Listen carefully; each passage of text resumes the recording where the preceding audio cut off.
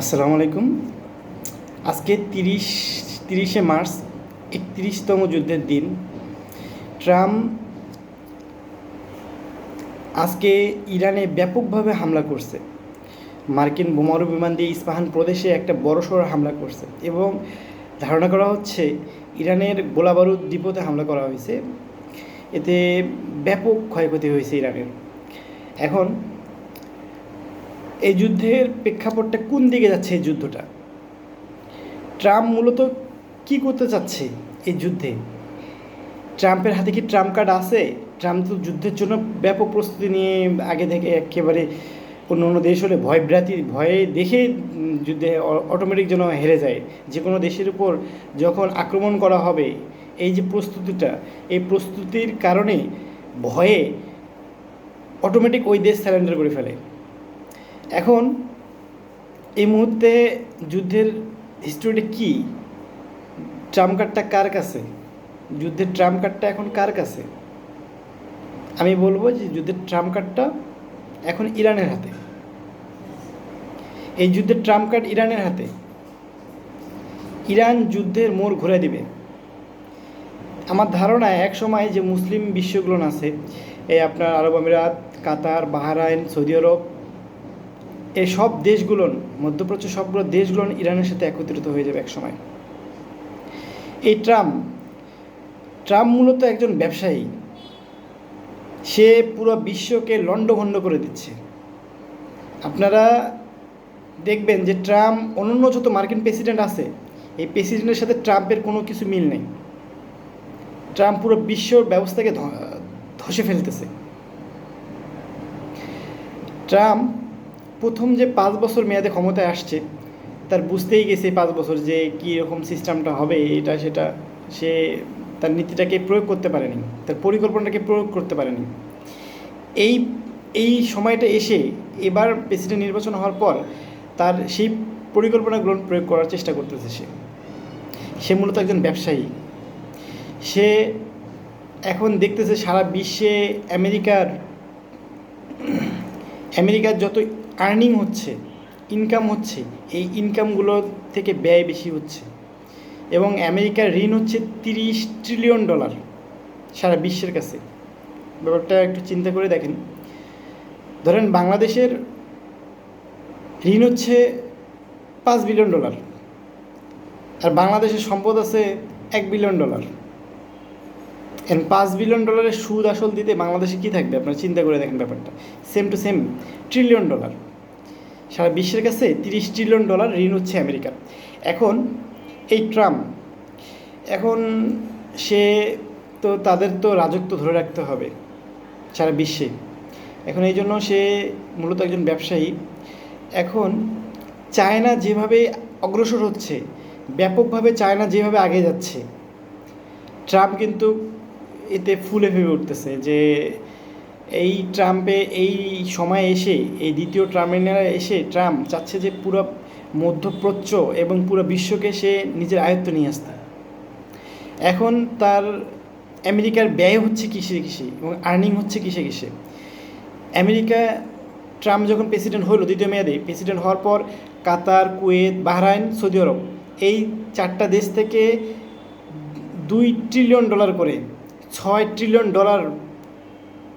ব্যাপারটা চিন্তা করে দেখেন, $6 ট্রিলিয়ন মূল্যের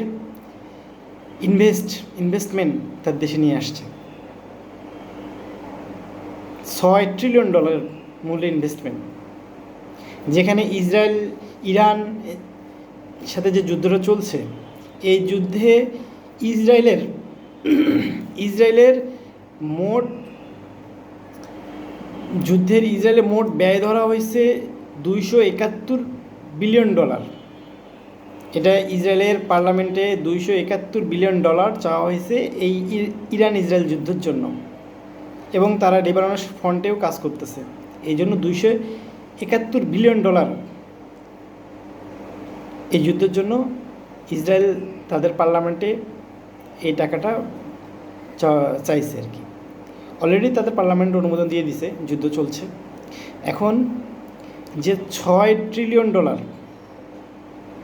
এসব মধ্যপ্রাচ্য থেকে নিয়ে আসলো ইনভেস্টমেন্ট, টাকাটা কার?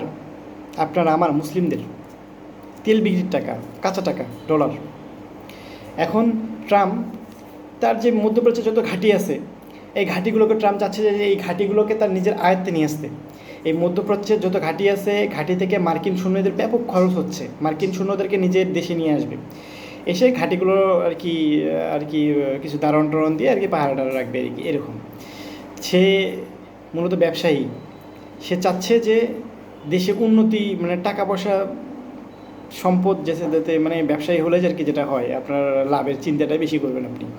এখন ট্রাম্প এটাই মূলত চাচ্ছে। সে এখন আপনি দেখেন ইরাকের মধ্যে যে তাদের ট্রাম্প আমেরিকার যে ঘাঁটি আছে, আমেরিকার ঘাঁটিটাকে কুর্দিদের আন্ডারে দিয়ে দিছে, কিছু কুর্দিদেরকে আন্ডারে ঘাঁটিটা ভাড়া দিয়ে দিছে, দিয়ে ওদের সৈন্যরা সব নিয়ে গেছে। এই যে এখন যে ইরান যে মিসাইল মারতেছে, ইরাকের যে ঘাঁটিতে, আমেরিকার ঘাঁটিতে কয়জন আমেরিকার মারা যাচ্ছে। কুর্দিদের কিছু, ওদের ইসরায়েলপন্থী কিছু কুর্দিদেরকে এই ইরাকের ঘাঁটিটা দিয়ে দিয়েছে, ভাড়া দিয়ে দিয়েছে বলা চলে। এখন এই মধ্যপ্রাচ্যে কিছু ঘাঁটির মধ্যে আমেরিকার সৈন্য রাখছে ইরানকে চাপে রাখার জন্য। এখন ইরান তো মিসাইল টিসাইল মাইরা এগুলো সব তছনছ করে দিছে। এখন আপনি দেখেন, জিনিসটা একটু চিন্তা করে দেখেন, এই হরমুজ প্রণালীটা মূলত ট্রাম্প কার্ড, ইরানের হাতে একটা ট্রাম্প কার্ড আছে, এটা হচ্ছে হরমুজ প্রণালী। এখন ট্রাম্প বিভিন্ন ভয়ভীতি দেখাচ্ছে যে তারা দ্বীপ দখল করবে, তারা স্থল অভিযান করবে, হ্যাঁ, ইরানে ব্যাপক পরিমাণ হামলা করবে, এর থেকে ব্যাপক হামলা কি করবে? ইরানের বিদ্যুৎ সেক্টর ধ্বংস করে দিবে, এদের যে সমুদ্রের লবণাক্ত পানি, যে পানি শোষণ করে, এই দেখেন, আপনারা চিন্তা করে দেখেন, ইরান কিন্তু 100%-এর মধ্যে 30% পানি লবণাক্ত করে, আর 70% পানি তাদের প্রাকৃতিক উৎস থেকে আসে। আর সৌদি আরব, বাহরাইন, কাতার, আরব আমিরাত যে দেশগুলো আছে, এরা পুরো পানিটা, সৌদি আরব অথবা 80% পানিটা আর কি লবণাক্ত মুক্ত করে সৌদি আরব ইউজ করে, আর অন্যান্য দেশগুলো 100% আপনার ওই লবণাক্ত সমুদ্রের লবণাক্ত পানিটার উপর ডিপেন্ড করে। এখন এই লবণাক্ত শোষণাগার ইয়েতে যদি ইরান হামলা করে, তাহলে এই মধ্যপ্রাচ্যের অবস্থা কী হবে? ইসরায়েল তাই যাচ্ছে যাতে ইরানের এই পানি শোষণাগারে হামলা করতে, ইরানের বিদ্যুৎ সেক্টরে হামলা করতে, এই মুসলিম বিশ্বকে ইসরায়েল চাচ্ছে যে একটু দুর্বল করে দিতে, যাতে তার দখল করতে সুবিধা হয়, গ্রেট ইসরায়েল হিসাবে তাকে প্রতিষ্ঠা করতে সহজ হয়। এটা হচ্ছে মূলত ইসরায়েলের প্ল্যান। আর আমেরিকার প্ল্যান হচ্ছে তেল তেল তেল চুরি করা, যেটাকে বাংলা ভাষায় বলা চলে। যেমন ভেনেজুয়েলার মধ্যে নিকোলাস মাদুরোকে তুলে নিয়ে আসলো, ভয়ভীতি দেখে ওরা ওদের কিছু টাকা পয়সা দিয়ে ওদের দেশের কিছু নেতাদেরকে কিনে নিয়ে তেল তুলে নিয়ে আসলো, নেতাকে তুলে নিয়ে আসলো, তেল এখন ওদের নিজের আয়ত্তে চলে আসছে। এরকম আমেরিকাও এরকম চাইছিল যে ইরানকে চারপাশে ঘিরে ধরে তাদের সব ঘাঁটি দিয়ে ঘিরে ধরবো, 200-300 যুদ্ধ বিমান নিয়ে যে ইরানে ব্যাপক হামলা করব, করিডোরে ইরানের খামেনিকে মেরে ফেলবো, ইরানের যত নেতা টেতা সবগুলোকে মেরে ফেলবো, মেরে ফেলে ওরা ভয়বিরোধীদের যুদ্ধবিরোধীর জন্য ব্যাপকভাবে চাপ দেবে, যুদ্ধবিরোধী যে আমাদেরকে মাফ করে দেন, যুদ্ধবিরোধী দিয়ে দেন, এখন মানে এরা ব্যাপকভাবে করবে। তখন ট্রাম্প বলবে তোমাদের ইউরেনিয়াম আমাকে দিয়ে দাও, হ্যাঁ, মানে যেটা সহজ ভাষায়, যে এখন এই যুদ্ধ ছাড়াই যেমন মধ্যপ্রাচ্যকে তারা জয়ী করে নিয়েছে ট্রাম্প কিন্তু যুদ্ধ ছাড়াই সৌদি আরব, বাহরাইন, কাতার, আরব আমিরাত সবগুলোকে জয়ী করে নিয়েছে চুক্তির মাধ্যমে, আব্রাহাম চুক্তির মাধ্যমে। হ্যাঁ, এখন এই ট্রাম্প, সে একজন ব্যবসায়ী মানুষ, যাই হোক, আমি আবার এই জিনিসটা যাই, সে একজন ব্যবসায়ী মানুষ, সে মধ্যপ্রাচ্য থেকে তার সৈন্যগুলো সরাই নিয়ে আসতেছে। এখন সৌদিকে সে প্রস্তাব দিছে যে তোমার দেশে আমার একটা ঘাঁটি আছে, এই ঘাঁটিটা কী কাজে লাগে? এই ঘাঁটিটা মূলত শত্রুর আক্রমণ থেকে তোমাকে বাঁচানোর জন্য এই ঘাঁটিটা আমরা রাখছি। এখন এই ঘাঁটিটা যেহেতু আছে, এই ঘাঁটিটা পরিচালনা করতে অনেক টাকার ব্যাপার, তুমি আমাদেরকে কিছু টাকা দাও। ট্রাম্প সৌদির কাছে টাকা চেয়েছিল, ডলার চেয়েছিল, যে তুমি আমাদের কিছু টাকা দাও, আমরা এই ঘাঁটিটা অ্যাক্টিভ রাখবো।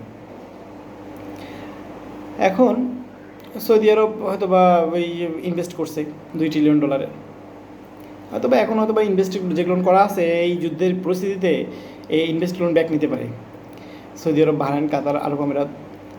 এখন ট্রাম্প, আর ওর দুর্বলতার সাইডটা কী? ওর দুর্বলতা হচ্ছে অ্যাপস্টেন ফাইল। ট্রাম্পের দুর্বলতার মূল সাইড হচ্ছে অ্যাপস্টেন ফাইল, যেটা ইসরায়েলের মোসাদের মাধ্যমে এই ধনী ধনী ব্যক্তিদেরকে হাত করে রাখছে। ইসরায়েলের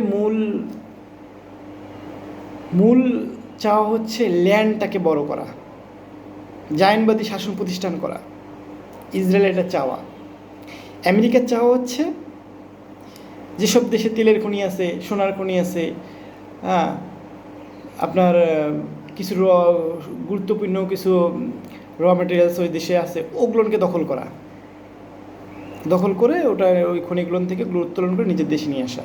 ট্রাম্পের এটা আর কি খায়েশ আর কি বলা চলে।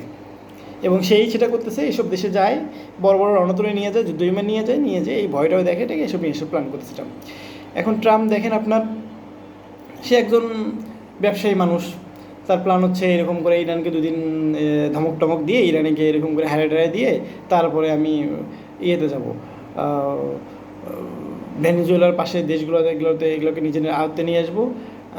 নিয়ে আসার পর তারপরে ইউরোপ কান্ট্রিগুলোর ন্যাটো আছে, ন্যাটোকে ভাঙিয়ে দেবো। ন্যাটো হচ্ছে কাছের পুতুল, ন্যাটোকে ভাঙিয়ে দিয়া তারপরে আপনার যাবে রাশিয়ার সাথে একটা সমঝোতা করতে যাবে, রাশিয়াকে একটু করতে যাবে। রাশিয়ার সাথে ইউক্রেন যুদ্ধ লাগিয়ে দিয়েছে, রাশিয়াকে একটু দুর্বল করবে, চায়নাকে দুর্বল করবে। চায়নাকে এই যে আপনার মধ্যপ্রাচ্যের তেলটাকে নিজের আয়ত্ত রাখবে। চায়না যে গুরুত্বপূর্ণ র মেটেরিয়ালস কিছু দেয়, এরা আমেরিকা সেটা দিয়ে প্লেন অনেক কিছু, চুম্বক অনেক কিছু লাগে।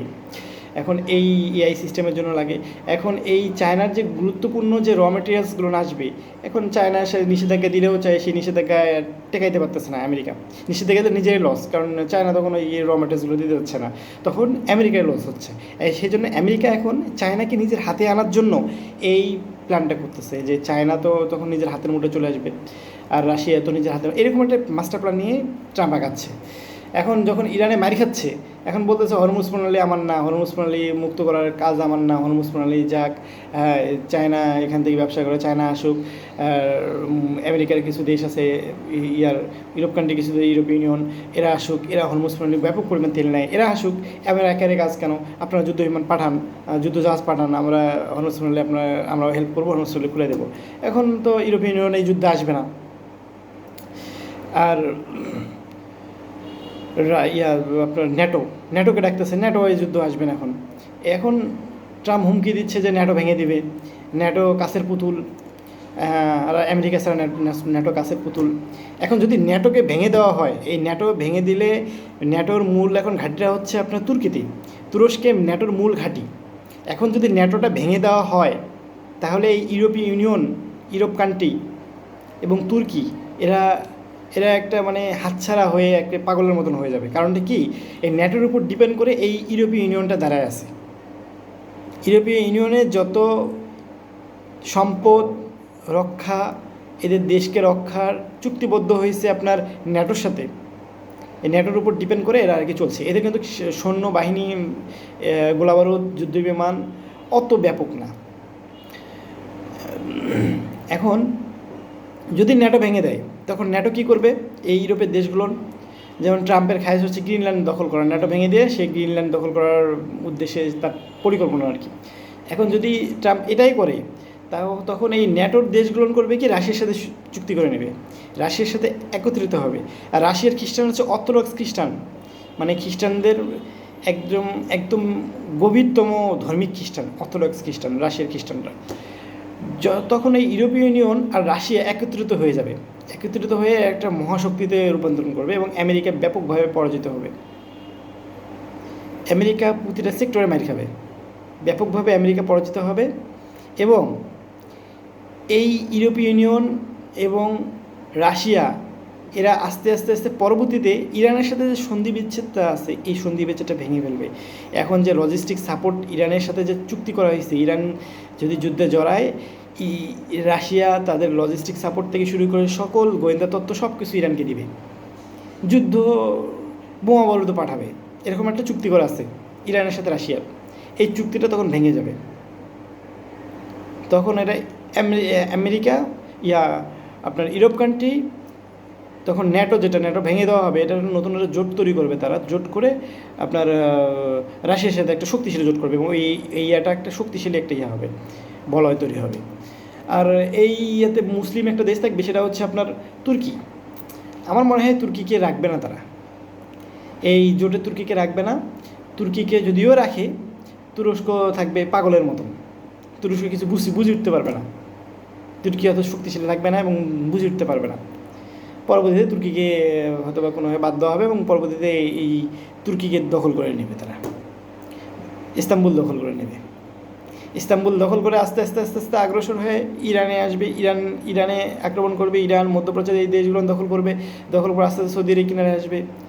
তারপর মনে হচ্ছে যে ইয়েমেন থেকে, আমার মনে হয় ইয়েমেন থেকে একটা বাহিনী বের হবে, ইমামুল মাহাদি। মুসলিমরা যখন একজন মাটি কামড়া ধরবে তখন কান্নাকাটি শুরু করে দেবে, তখন ইয়েমেন থেকে একটা বাহিনী আসবে।